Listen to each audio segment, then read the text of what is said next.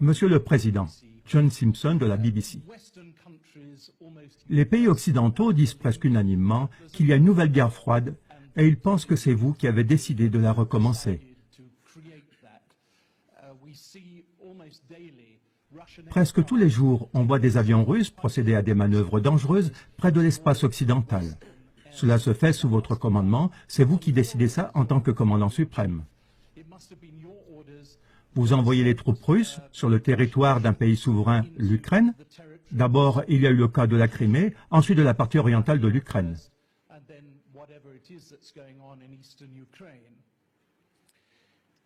Maintenant, vous avez un certain problème avec le cours du rouble. Vous allez avoir besoin de l'aide, de la compréhension et du soutien d'autres pays, et notamment des pays occidentaux. Est-ce que vous allez profiter de cette occasion pour dire à l'Occident, si je puis me permettre de poser cette question, que vous ne souhaitez pas une nouvelle guerre froide et que vous allez maintenant faire tout votre possible pour résoudre le problème en Ukraine? Merci.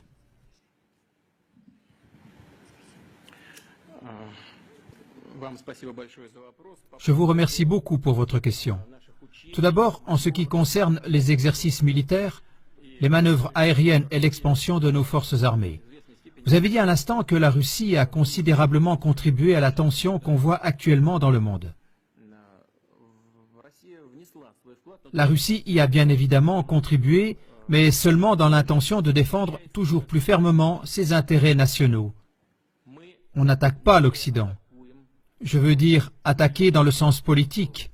On n'agresse personne. On ne fait que défendre nos intérêts. Le mécontentement de nos partenaires occidentaux, notamment des Américains, est lié au simple fait que nous défendons nos intérêts. L'augmentation de la tension n'est pas liée à nos manœuvres militaires ou à d'éventuelles actions menaçantes de notre part dans le domaine de la sécurité. Je m'explique. Vous avez parlé des vols de nos avions de combat, y compris des vols de nos avions stratégiques. Mais est-ce que vous savez qu'au début des années 1990, la Russie a complètement arrêté les vols stratégiques dans les régions éloignées, comme l'Union soviétique le faisait auparavant? Nous les avons complètement arrêtés. Mais pendant ce temps, les avions stratégiques américains ont continué à voler avec des armes nucléaires à bord. Pourquoi? Contre qui? Qui menaçait-il? Nous n'avons pas effectué de vol. Année après année, nos avions n'ont pas volé. Il y a 2 ou 3 ans que nous avons recommencé. Alors, qui est le provocateur? Est-ce que c'est nous? Nous n'avons que 2 bases militaires à l'étranger dans des zones qui représentent un danger terroriste. Au Kirghizistan, la demande a été faite par les autorités kirghizes, par le président de l'époque, Akev, après une incursion de terroristes venus d'Afghanistan. Au Tadjikistan, il y a une base russe qui est aussi sur la frontière avec l'Afghanistan. Je pense que vous avez tous intérêt à ce que la situation reste calme là-bas. La plantation de bases là-bas est bien fondée, compréhensible et adéquate. Les bases militaires américaines, elles, en revanche, sont partout dans le monde. Et vous dites que nous nous comportons agressivement?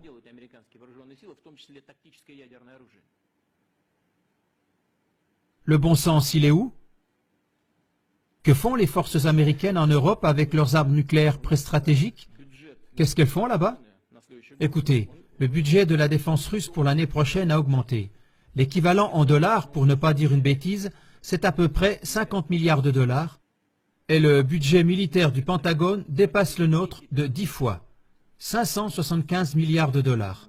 Le Congrès l'a accordé dernièrement. Et vous voulez dire que nous menons une politique agressive? Il faut quand même garder son bon sens, n'est-ce pas? Est-ce que c'est nous qui avançons nos bases militaires près des frontières des États-Unis ou d'autres États? Qui est celui qui fait avancer les bases de l'OTAN toujours plus près de nous? Qui est celui qui laisse avancer vers nous l'OTAN et les infrastructures militaires? Ce n'est pas nous. Quelqu'un nous écoute-t-il à ce sujet? Y a-t-il un dialogue qui a lieu avec nous? Non, ce n'est pas du tout le cas. On nous dit toujours la même chose. Ce n'est pas votre affaire. Chaque pays a le droit de choisir sa méthode pour garantir sa sécurité. Alors bon, nous allons donc faire la même chose. Pourquoi on nous interdit ça? Et j'en ai déjà parlé. Qui a résilié unilatéralement le traité du système de défense antimissile, qui était sans aucun doute à l'époque une des pierres angulaires des plus importantes dans tout le système de sécurité internationale? Est-ce que c'est nous? Non, ça a été fait par les États-Unis de façon unilatérale. Les USA nous menacent. Ils déploient ces éléments de la défense antimissile non seulement en Alaska, mais aussi ici en Europe, en Roumanie, en Pologne, tout près de nos frontières. Et vous voulez dire que nous menons une politique agressive? La question de savoir si nous voulons des relations sur un pied d'égalité avec l'Occident? Oui, bien sûr, mais seulement à condition que nos intérêts nationaux soient respectés, aussi bien dans le domaine de la sécurité que dans le domaine de l'économie. Pendant environ 19 ans, nous avons négocié l'entrée de la Russie à l'OMC. Nous avons dû faire énormément de concessions pour cela. Et tout le temps, on a pensé qu'il s'agissait d'accords vraiment solides, inébranlables. Je ne veux pas dire qui a tort ou qui a raison dans ce conflit ukrainien. Je pense que c'est notre position qui est la bonne. Mais laissons ça de côté. J'en ai parlé déjà plusieurs fois et je pense que nos partenaires occidentaux ont tort en ce qui concerne la crise ukrainienne. Donc nous avons adhéré à l'OMC. Là, il y a des règles commerciales solides. Ces règles ont été violées. Les règles du droit international ont été violées et les règles de la Charte des Nations Unies ont été violées lorsque des sanctions économiques illégitimes et unilatérales ont été infligées à la Russie. Est-ce de nouveau nous qui avons tort? Nous voulons entretenir des relations tout à fait normales avec l'Occident dans le domaine de la sécurité, dans la lutte contre le terrorisme, dans le domaine de la non-prolifération des armes nucléaires. Nous voulons collaborer dans le domaine de la lutte contre la drogue, contre le crime organisé et pour la prévention des maladies infectieuses, y compris le virus Ebola. Tout cela, nous allons le faire ensemble, y compris dans le domaine économique, si nos partenaires occidentaux veulent bien.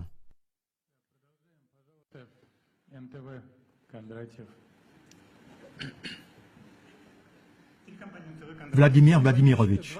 Monsieur le Président, 25 ans se sont écoulés depuis la chute du mur de Berlin. Vous avez vous-même été témoin de cet événement quand vous travailliez à l'époque en RDA.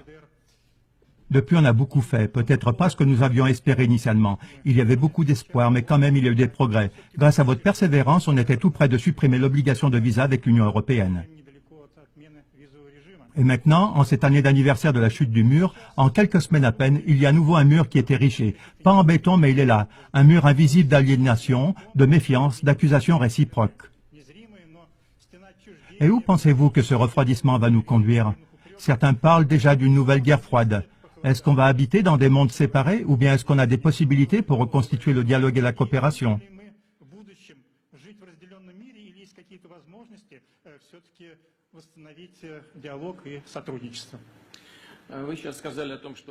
Vous avez parlé de la chute du mur de Berlin et actuellement on voit que de nouveaux murs sont en construction.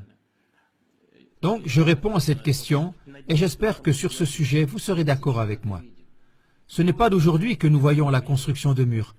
C'est bien vous qui êtes un spécialiste pour l'Allemagne et pour l'Europe.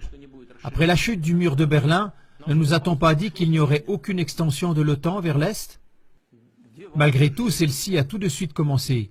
Il y a eu 2 vagues d'extension de l'OTAN vers l'Est. Et cela, n'est-ce pas un mur? Oui, ce n'est pas un mur matériel et réel, mais c'est plutôt un mur virtuel et invisible. Mais on a commencé à ériger ce mur. Et le système de défense américain antimissile en Europe le long de nos frontières, n'est-ce pas un mur également? Comprenez, personne n'a stoppé cela. Et c'est cela le problème principal des relations internationales d'aujourd'hui. Nos partenaires n'ont pas freiné. Ils ont décidé qu'ils étaient les vainqueurs, qu'ils constituaient l'Empire et que les autres étaient les vassaux qu'il s'agit de descendre. Et c'est ça le problème. Ils n'ont pas arrêté de continuer partout la construction de ce mur, en dépit de toutes les tentatives et de tous les gestes de notre part pour travailler en commun, sans qu'il y ait des lignes de division en Europe et partout dans le monde. Je pense que notre position intangible par rapport aux différentes situations dans le monde, également en Ukraine, devrait faire comprendre à nos partenaires occidentaux que le meilleur chemin et le plus juste, c'est d'arrêter de continuer à construire de nouveaux murs et de commencer à construire une zone commune humanitaire, de construire une zone commune de sécurité et d'économie. Давайте продолжим. Верницкий, Первый канал. Дайте, пожалуйста, микрофон. Monsieur le Président, ce qui se passe actuellement avec notre économie, est-ce le prix pour la Crimée? C'est maintenant le moment de l'avouer honnêtement. Non, ce n'est pas le prix pour la Crimée. C'est le prix pour notre désir naturel de pouvoir subsister en tant que nation, en tant que civilisation, en tant qu'État. Et cela pour les raisons suivantes. Tout à l'heure, lorsque j'ai répondu à la question de votre collègue qu'après la chute du mur de Berlin et l'effondrement de l'URSS, on s'est totalement ouvert à nos partenaires occidentaux.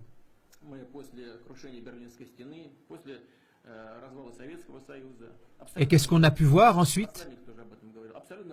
Le soutien direct et total du terrorisme dans le Caucase du Nord, c'était de l'aide en direct.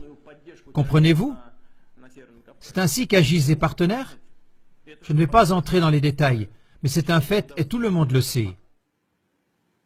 Dans chaque question, quoi qu'on fasse, on aboutit toujours à des problèmes, à des résistances et à des luttes contre nous de la part de l'Occident. Rappelons-nous les Jeux Olympiques de 2014 à Sotchi. De quelle manière notre pays s'est préparé pour cet événement, avec quel enthousiasme et quelle joie nous l'avons fait? Avec ces Jeux Olympiques, nous avons voulu organiser une fête non seulement pour nous, mais aussi pour les amis du sport du monde entier.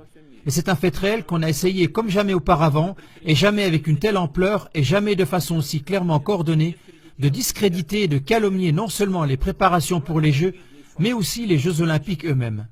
C'est un fait évident. Mais pourquoi cela? Qui a besoin de cela? Et ça continue sans fin. Lors de la réunion du club Valdai, j'avais déjà utilisé l'image de l'ours russe. Pour beaucoup de gens, l'ours symbolise la Russie. À ce moment-là, j'avais comparé la Russie à l'ours qui protège sa taïga. Si nous continuons à analyser cette image de l'ours, alors moi-même j'ai parfois la pensée que notre petit ours devrait effectivement se tenir tranquille et qu'il devrait arrêter peut-être de chasser les marcassins à travers la taïga et à la place manger peut-être seulement des baies et du miel. Peut-être qu'alors on laisserait l'ours tranquille.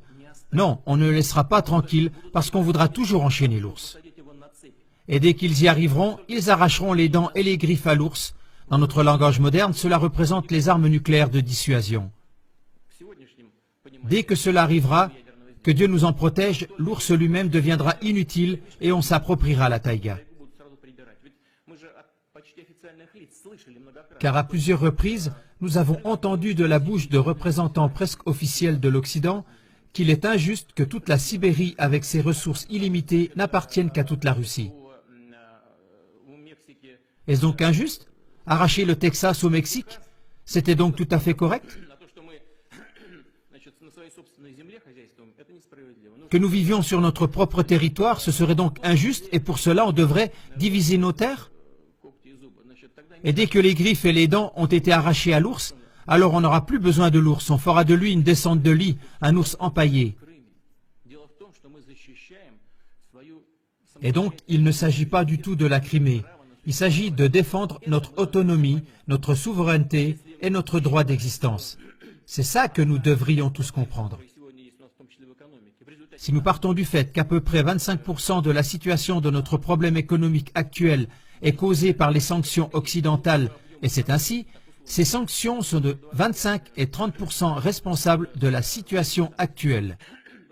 Nous devons comprendre cela et décider si nous voulons nous maintenir et combattre, et ce faisant, nous améliorons notre structure économique en utilisant les sanctions comme tremplin. Et ainsi, nous deviendrons plus indépendants, renouvelés par ces temps difficiles. Ou alors, voulons-nous que notre peau d'ours soit accrochée au mur? Voilà le choix devant lequel nous nous trouvons. Et cela n'a rien à voir avec la Crimée.